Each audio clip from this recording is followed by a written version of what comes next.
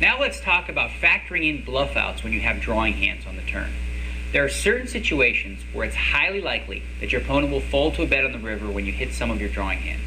Knowing this, we can take advantage of those opponents by sometimes calling with long shot draws with the intention of either A, hitting a home run, or B, bluffing your opponent when a more traditional draw hits the river. I call those bluffing outs, cards that could hit the river that will scare your opponent into folding the best hand. Using bluff outs in your calculations on the turn is pretty advanced. Not only are you now factoring in your pot odds, odds of improving, odds of drawing to a second best hand, and implied odds, you should also think about what cards could hit the river that will likely win you the pot by allowing you to bluff your opponent. Being able to read your opponent and understand their tendencies and their likely hole cards is a big part of using bluff outs. Let's look at an example. With blinds at 100-200, a tight opponent raises from first position to 600. Both you and your opponent have 45,000 apiece, and you call the 600 with 3-5 of clubs for middle position. All others fold. The flop comes 5, 6, 7, giving you bottom pair and a gut shot straight shot to the idiot end. You could easily have the best hand here with a pair of 5s, but if your opponent bets it hard on the flop and the turn, he probably has a big overpair. Okay, so on the flop, your opponent bets 1,000. Now trying to catch a 3, 4, or 5, you call the bet. The turn card is the jack of clubs, giving you a backdoor flush draw as well. With 3,500 in the pot, your opponent overbets the pot, betting 7,000. Now it's time to go through your routine as you see here. So, we have pot odds, 7,000 to win 10,500 is 1.5 to 1. Odds of improving your hand, there's 3 3s, 2 5s, 3 4s, and 9 spades equals 17 outs out of 46 unseen cards. That's 17 good ones and 29 bad ones. So that works out to about 1.7 to 1. Despite the fact that you likely have a ton of outs against your opponent, you're still not getting the right price to call the bet, unless you factor in implied odds as well as bluff outs. There are loads of cards that could hit the river that miss your hand completely, but would look like they could easily hit your hand. An 8 would put an open-ended 4-card straight on the board. A 9 would mean that if you had the 4-card straight draw with an 8, that it just completed that draw. On top of that, the flush draw on the flop is a hand you can easily represent if it hits the river. I'm going to remind you one more time to stress the importance of this. In order to make plays like the following, it's essential that you have a very good read on your opponent's tendencies. If you don't, I would advise avoiding these plays altogether. With the type of draw you have, there are some cards that could hit on the river that would win you a really big pot.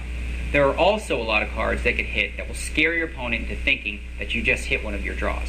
If you only play suited connectors with the hopes of making straights and flushes, you'll become very easy to read.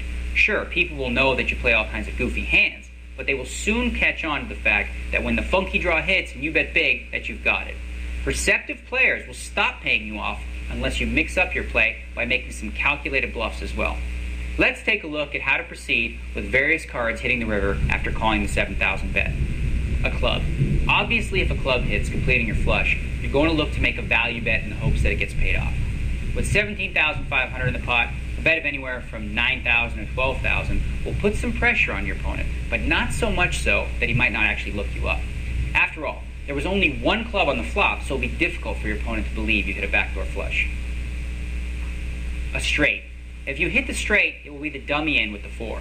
But since your opponent is a conservative player, it's unlikely that he has an 8 in his hand. As far as betting amounts go, you have a lot of options, but understand that your opponent will be hard-pressed to call anything. You could even try to milk him for as little as 5,000, but it's probably better to bet between 7 and 9,000. Reason being, you don't want your value bets to stick out by making them so much smaller than your bluffs. You don't want to make your bluffs any smaller either, since that will make them less effective. Trips. A 5 is probably the absolute best card you can catch, as your opponent might think it was a good card for his pocket aces. If you hit trips on the river and you put your opponent on overpair, you should go for a good payday, betting between 12 to 15,000 on the river. 2 pair. Your opponent isn't going to be too scared of a 3, but at the same time, he isn't going to bet that card either.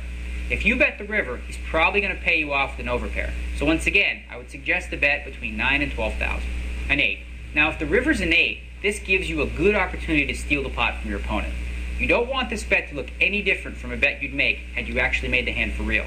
If you bet 12,000 on the river, your opponent would be hard-pressed to call. He might, but even if he called you half the time, your river bluff would still be profitable, as you're risking 12,000 to win 17,500. If a 9 hits the river, play it the exact same way you would as an 8. If a spade hits the river, This is the most common draw that you could be on after calling the flop bet, and is probably the card your opponent is most afraid of. You want to play it as if you were looking to get paid off handsomely, and should try betting between 12 to 15,000. As is the case with all the other various scenarios, the amount you should ultimately choose should depend on your opponent and his perception of you. Also, past hands that he's witnessed you play.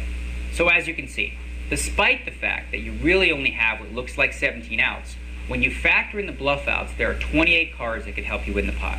That's well over half the deck. Of course, it's not that simple, obviously, as you'll get yourself into trouble occasionally when you hit your hand and it's a loser. Or when your bluffs get called on by an opponent who just doesn't believe you. Overall, though, adding these plays to your repertoire will help you out in the long run, since your value bet to bluff ratio will be very high. Bluffs are most effective when used sporadically and in situations where it seems obvious to your opponent that you must have the best hand.